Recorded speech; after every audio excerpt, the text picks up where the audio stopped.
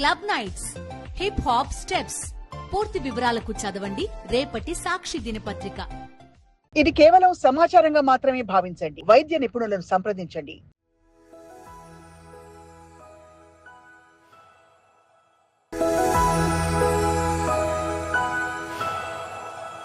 ఈ combinational drugs అంటే ఏంటి? Why did recent ban happened on those drugs? So this is very important అండి. So ఇప్పుడు fixed dose combinations ban అయ్యాయి. So ఈ యాక్ట్ ఏదైతే ఉందో it's actually started in 2012 by Indian government. కానీ అది మనకి ఇప్పుడు ఆమోదంలో రావడానికి ఇన్నేళ్ళు పట్టింది.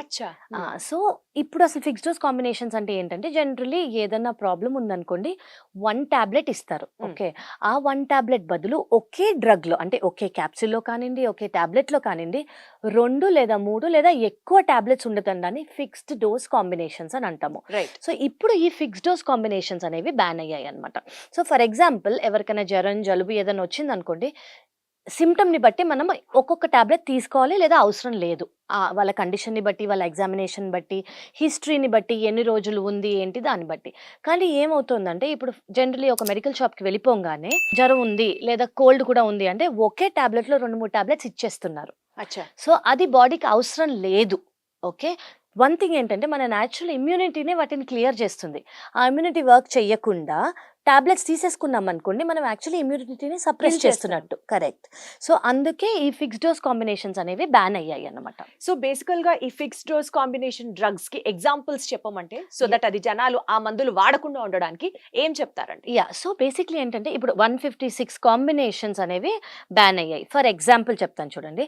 ఇప్పుడు మనకి జ్వరం వచ్చింది అనుకోండి పారాసెటమాల్ యూస్ చేస్తాము. ఇప్పుడు నేను ఇది చాలాసార్లు చెప్పాను, పారాసెటమాల్తో ఇప్పుడు ఫార్మసీకి వెళ్ళారు, మెడికల్ షాప్కి వెళ్ళారు అనుకోండి, జలుబు ఉందా అని అడుగుతారు, దగ్గు ఉందా అని అడుగుతారు.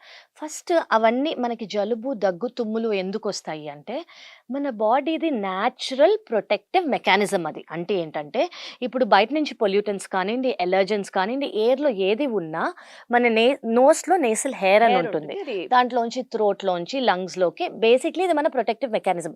ఇవేవి రాకుండా బయటికి పంపించేయడానికి తుమ్మైనా వస్తుంది, దగ్గైనా వస్తుంది. అది మన న్యాచురల్ ప్రొటెక్టెంట్ మెకానిజం.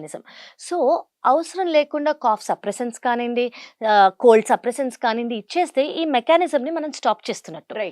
సో అవసరం లేనప్పుడు మనం బేసిక్గా ఇది ఇవ్వకూడదు. ఎందుకు ఇవ్వకూడదు అంటే మన ఇమ్యూనిటీ పెరుగుతుంది. ఇప్పుడు ఏదైనా వైరస్ వచ్చింది అనుకోండి, ఒక ఫ్లూ సీజన్ ఉంది, ఆ virus of course it is debilitating, it is deadly virus అనుకోండి, అఫ్ కోర్స్ డాక్టర్ని కన్సల్ట్ చేయాలి, వ్యాక్సిన్స్ నెక్స్ట్ దానికి రాకుండా మెడికేషన్స్ యాంటీవైరల్ ఏమైనా ఉంటే తీసుకుంటారు. కానీ ఇట్స్ సీజనల్ ఫ్లూ అనుకోండి, ఫస్ట్ సీజనల్ షాట్ తీసేసుకోవాలి. ఒక ఫ్లూ వ్యాక్సిన్ అనేది మనం ఎవ్రీ 6 months తీసుకునేది. లేదు వచ్చింది అనుకోండి న్యాచురల్ కోర్స్ దాన్ని ఫాలో అవ్వనివ్వాలి. అప్పుడు ఏమవుతుందంటే ఒక వైరస్ వచ్చింది అనుకోండి ఫర్ ఎగ్జాంపుల్, మన బాడీ ఇమ్యూనిటీ ఏం చేస్తుందంటే we have very intelligent body. Okay, so దీని కెమిస్ట్రీ, దీని డిఎన్ఏ, దీని కంప్లీట్ ప్రొఫైల్ అనేది బాడీకి అర్థమైపోతుంది. బాడీకి అర్థమైపోయి నెక్స్ట్ టైం ఇదే ఫ్లూ వచ్చింది అనుకోండి యాంటీబాడీస్ ప్రొడ్యూస్ చేసేస్తుంది. కరెక్ట్. సో యాంటీబాడీస్ ప్రొడ్యూస్ చేస్తే ఏమవుతుంది, నెక్స్ట్ టైం ఇది వచ్చినా it won't effect on a body. కానీ ఓవర్ ద కౌంటర్ మెడికేషన్స్ తీసుకుంటున్నందుకు ఇవి రాగానే మనం వీటిని అన్నిటిని సప్రెస్ చేస్తాం కాబట్టి బాడీ యాంటీబాడీస్ ప్రొడ్యూస్ చేయక ముందే ఇవి సప్రెస్ అయిపోతున్నాయి కాబట్టి నెక్స్ట్ టైం వచ్చినా కూడా it is new to the body.